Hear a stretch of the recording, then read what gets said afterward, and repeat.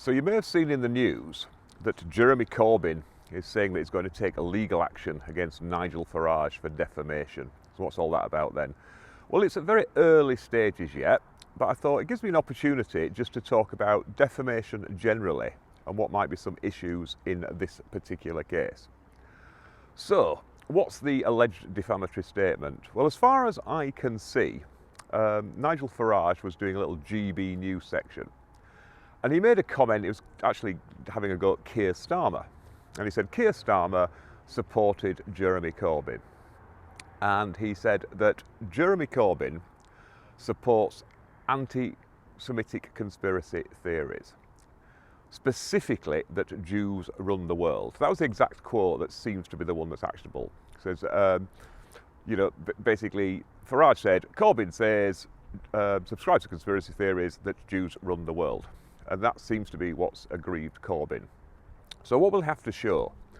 Well, Corbyn will have to show that that is an untrue statement that lowers his reputation in the minds of a right-minded people, and that as a result he has either suffered serious harm or the statement would tend to cause serious harm.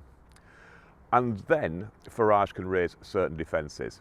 So what's going to be the first procedure? Well, Corbyn will send off a letter before action. And the letter before action, because there's a thing called the pre-action protocol for defamation. So you send off a letter saying, here's the defamatory statement. Now what you also have to say is, and here's what it actually means. And what your average hypothetical reasonable person, not too up for scandal but not too naive either, would read into it. So it doesn't matter if there are various interpretations. In defamation we have the single meaning rule, unlike in malicious falsehood, which states that, it doesn't matter that you can argue something might mean that. It's what would the first, average person reading this at first glance without overanalyzing it, what would they think? And presumably, Corbyn is going to argue that the meaning of this statement is that he subscribes to anti-Semitic conspiracy theories and therefore he's an anti-Semite. Farage might try for a different meaning. I mean, he might just say it's true as his defence, but he might try for a different meaning and say, no, I'm just saying that he subscribes to some theories that are anti-Semitic, but that's different from being an anti-Semite, because this is the whole idea that, it's the intention versus the outcome. So there'll be a hearing on meaning, and the judge decides that. Each side puts in what they say the meaning is, and the judge says, well, I don't care what you two think, this is what I think the meaning is. He'd also have to show that, it's caused him serious harm, and serious harm to his reputation. Now, the problem for Mr. Corbyn is, he might have the same problem that Laurence Fox did, which is, well, if you're saying this means that, paints you with the badge of anti-Semitism, well, there's already lots of people think that. So, he'd have to point at serious harm and say, I am losing work because of this, or I am getting threats because of this, or I have suffered a financial loss because of this. And the counter-argument might well be, well, you can't have suffered serious harm, and even if you have, what I did didn't make it any worse, your reputation. Because remember, defamation is about reputation, not character. It doesn't matter what you really are like, it's what people think of you. So that is quite a big hurdle for Corbyn to overcome. What sort of defences can Farage raise? Well, he can say it's true or substantially true. He can say it's an opinion. Sorry, just somebody being very polite. It's so lovely around here. People just like not wandering in front of short. They've probably got better things to say about this than I have. I should just ask random passers-by, actually, because they probably make more sense than I do. So yeah, he could say it's true or substantially true. So if you can point to sort of, anything, sort of any examples. He could also try to argue it's just an opinion. In my opinion, Corbyn subscribes to these sorts of theories. The trouble with that is, it is more of a statement of fact than opinion.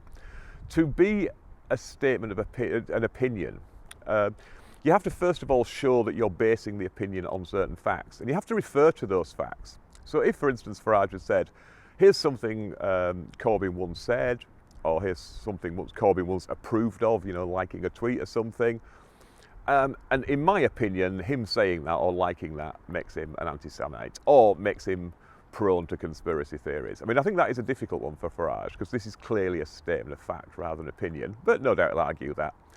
He can also argue it's a statement on a matter of public interest, and it was in the public interest to say what he did, because there's a two-part test of public interest. First of all, the statement has to be in the public interest, it has to be on a matter of public interest. But also you have to show that it was in the public interest to make the statement to whom you did and at the time you did. This caught out, remember that Vardy and Rooney thing? I mean, obviously Rooney won substantially because she proved it was true. But she'd also run public opinion, public interest as a defence. And she said, look, this was in the public interest for me to do this. And the judge came back and said, well, actually, no, although people putting out false allegations about you or people breaching your privacy, that might be a matter of legitimate public interest. And the test is, it's got to be, as we say, what is of interest to the public isn't necessarily in the public interest. But what the judge said there was, well, fair enough. However, you fail on the second limb, which is, was it in the public interest to make the statement in the way you did at the time you did? And what they said is, no, you should actually, if you're going to do that, you should have gone back to her and said, this is what I'm going to accuse you of. Have you got any comment on that? So although she substantially won on the case, she only got 90% of her costs, because they said 10% of the costs was allocated to the arguments about public interest, and you lost on that. So that might be a difficult, but that's probably something that Farage can, raise. Here's somebody who's former Prime Minister, and he's, still involved in politics and still influential and may well be vying to go back into politics again. Therefore, it's in the public interest to know if they hold controversial views about things. So that's limb one, but is it limb two to say, well, that was, appropriate to make the statement in the way it did at the time it did without giving sort of a right to reply? I mean, we used to have this thing called the Reynolds defence, which actually in the Defamation Act, it specifically says the old common law defence, Reynolds defence, is abolished. But that was things like, it was almost like a checklist for journalists, double sources, check your material, give somebody a right to reply unless, it's urgent to get the story out there and you don't have time. There was like a checklist. And what they said is, well, no, that no longer applies. They also said, and we don't want to sneak the Reynolds defence back in by making it some sort of checklist, although I've seen some cases where they've definitely done that. So, yeah, it didn't give him a right to reply. The trouble is, Corbyn has access to the media, so they can always say, well, it's not like I'm just picking on some private individual. Here's somebody who's very much put themselves above the into the fray, make statements themselves. He has a right to reply. He has an audience.